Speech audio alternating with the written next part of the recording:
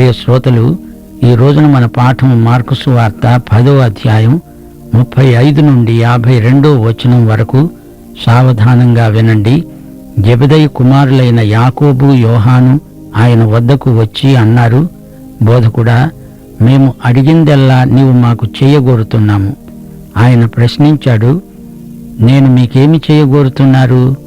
వారన్నారు, నీ మహిమయందు నీ కుడివైపున ఒకడు, నీ ఎడమ వైపున ఒకడు కూర్చుండేటట్లు మాకు దయచెయ్యి. యేసు అన్నాడు, మీరేమడుగుతున్నారో మీకే తెలియదు. నేను తాగుతున్న గిన్నెలోనిది తాగడమైనా, నేను పొందుతున్న బాప్తిస్మము పొందటమైనా మీ చేతనవుతుందా? వారన్నారు, మా చేతనవుతుంది. అప్పుడు యేసు అన్నాడు, నేను తాగుతున్న గిన్నెలోనిది మీరు తాగుతారు, నేను పొందుతున్న బాప్తిస్మము మీరు పొందుతారు గాని నా కుడివైపున ఎడమవైపున కూర్చుండనివ్వడం నా వశంలో లేదు. అది ఎవరికి సిద్ధపరచబడిందో వారికే దక్కుతుంది. శ్రోతలు వింటున్నారా? ఇదే సన్నివేశం మత్తయి సువార్త 20వ అధ్యాయం 20 నుండి 23వ వచనం వరకు చెప్పబడింది. జెబెదయి కుమారుల తల్లి తన 2 కుమారుల పక్షాన మాట్లాడింది. ఆమె పేరు సలోమి. యాకోబు, యోహానుల అభివృద్ధి కామనను గుర్తించండి. యేసుకు కుడి ఎడమల తామే కూర్చోవాలని వారి అభిలాష. వీరు యేసుకు అతి సన్నిహితులు గనుక వారికి అలాంటి ఆశ కలిగింది. వారు ఊహించింది ఇహలోక రాజ్య వైభవం. అందులో వారిద్దరూ యేసురాజుకు మంత్రులు. వారు సింహాసనాన్ని చూస్తున్నారు గాని సిలువను చూడడం లేదు. ఏది ఏమైనా వారు యేసును విశ్వసించారు. ఆయన పాత్రలోనిది వారు తాగుతారు. యేసుతో శ్రమలనుభవించడానికి వారు సిద్ధమే.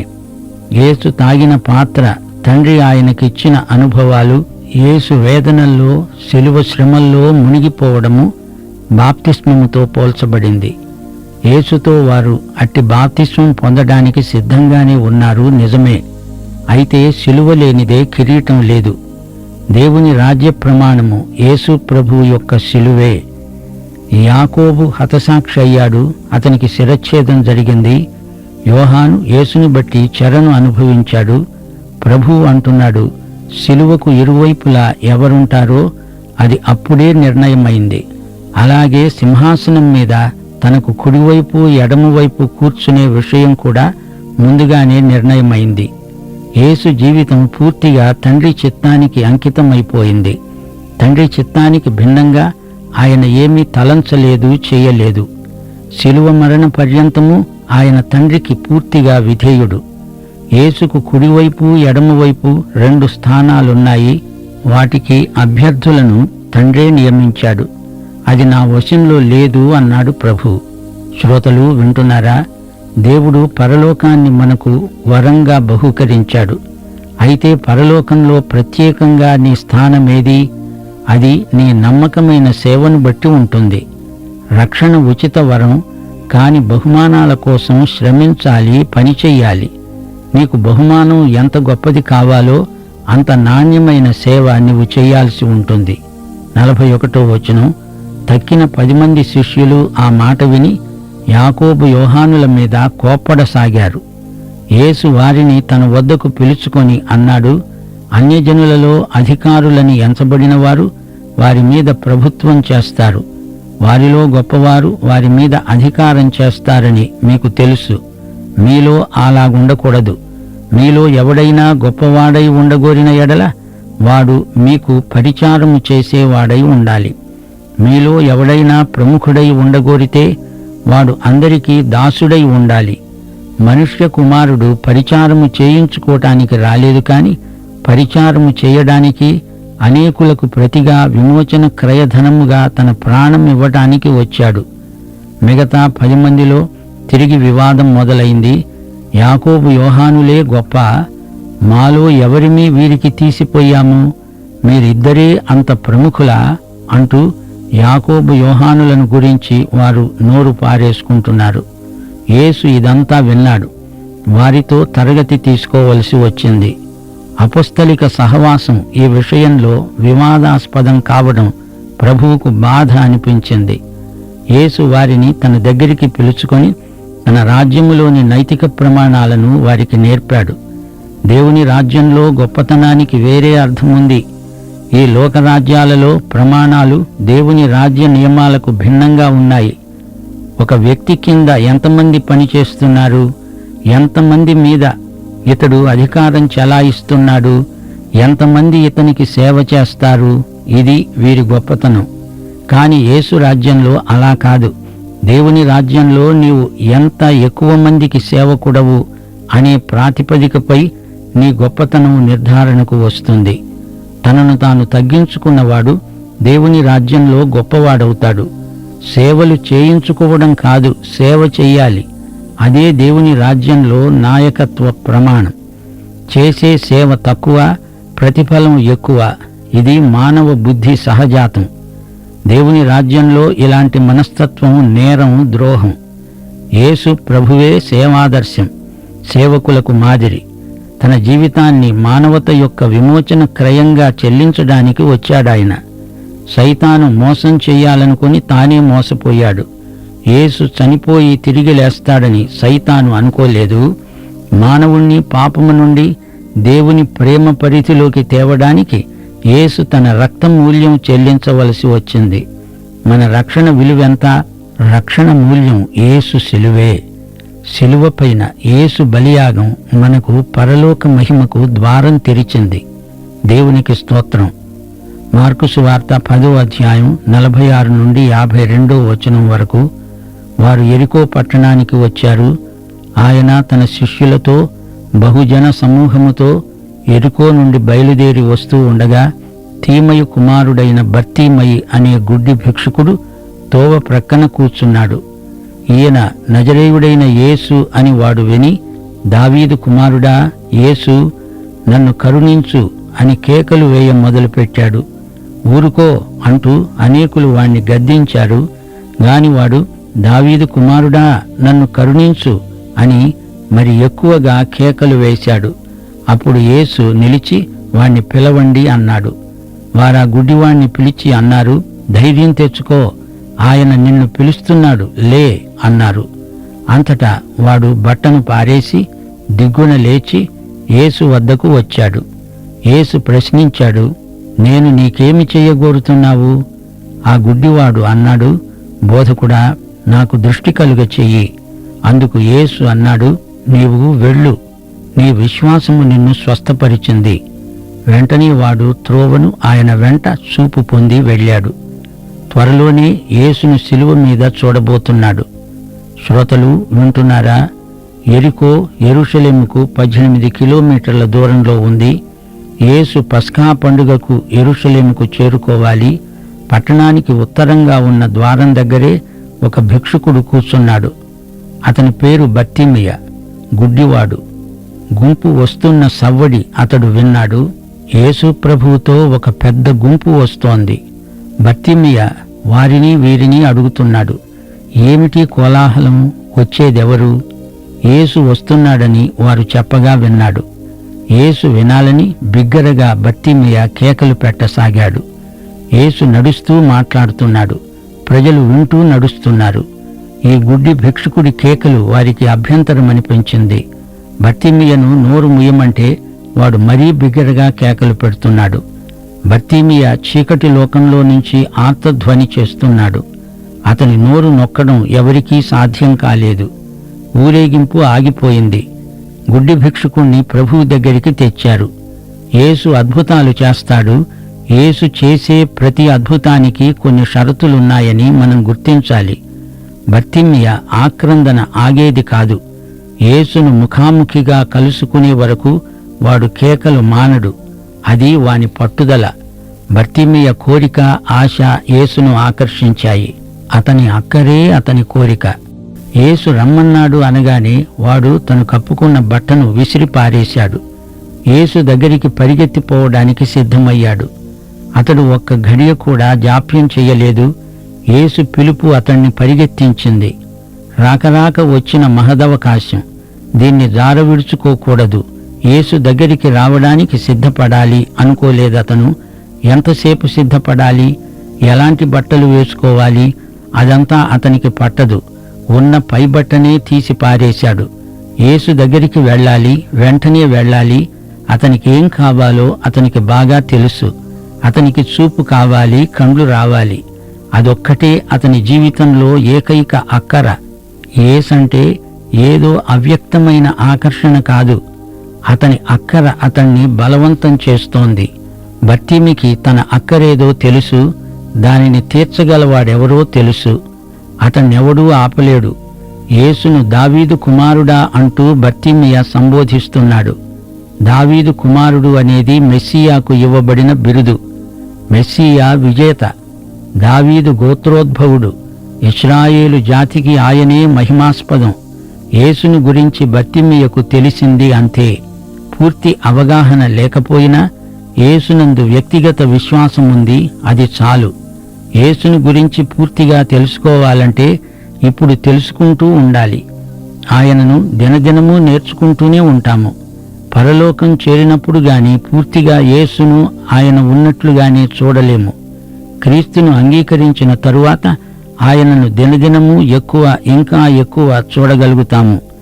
నీ వ్యక్తిగత క్రైస్తవం క్రీస్తును వ్యక్తిగతంగా అంగీకరించటంతో మొదలవుతుంది. ఆయనను ప్రేమిస్తావు.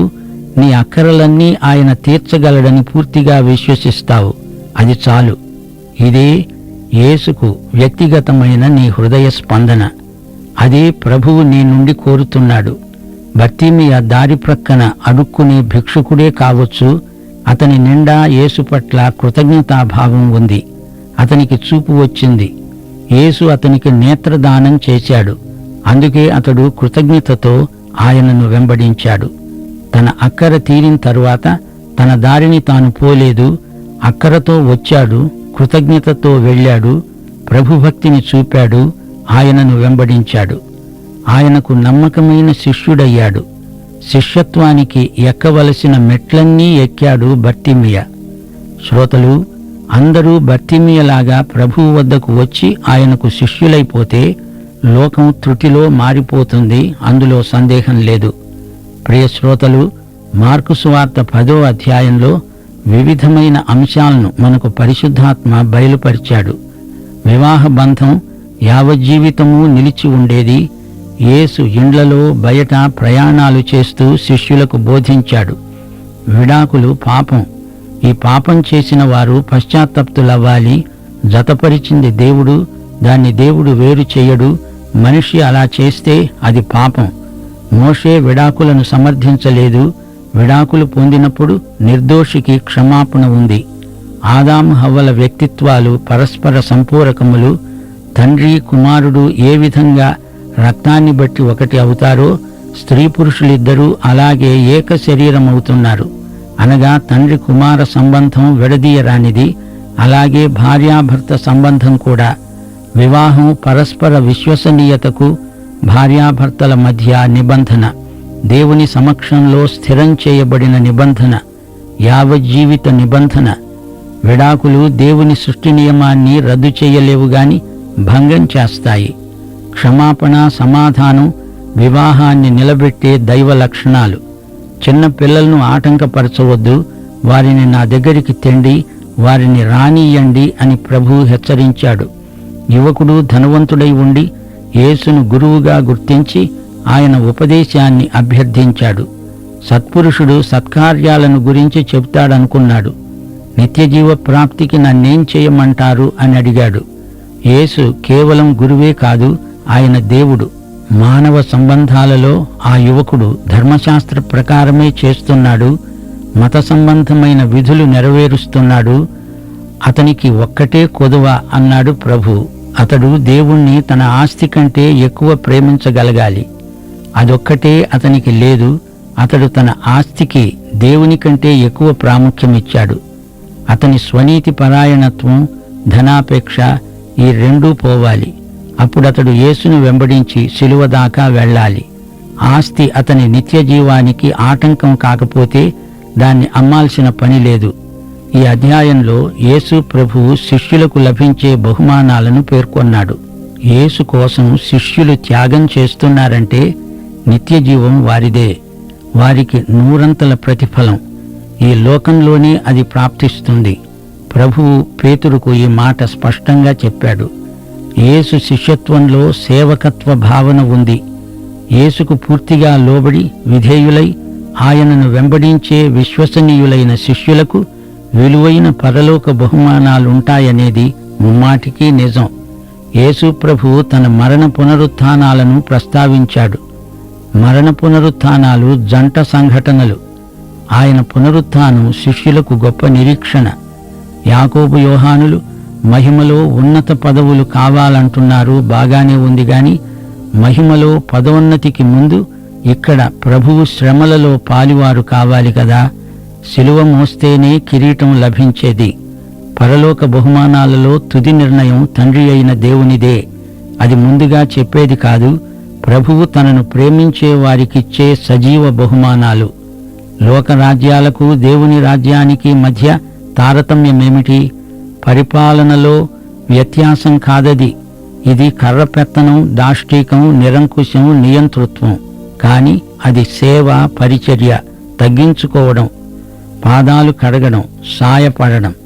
మార్కు సువార్త 10వ అధ్యాయం 45వ వచనం, మనుష్య కుమారుడు పరిచారము చేయడానికి వచ్చాడు కాని చేయించుకోవటానికి కాదు. ఇదే మన సేవకు కీలకం. యేసే మనకు మాదిరి నాయకుడు, సేవక నాయకుడు. శిష్యుల పాదాలు కడిగిన ప్రభువు. యేసు బలి త్యాగపూర్వకమైనది, స్వచ్ఛందమైనది, తండ్రికి విధేయతాపూర్వకమైనది. మనందరి కొరకు ప్రత్యామ్నాయ బలి, విమోచన క్రయమూల్యమైన యేసు రక్తం. యేసు విమోచనాత్మక పరిచర్య మన కృతజ్ఞతను కోరుతున్నది.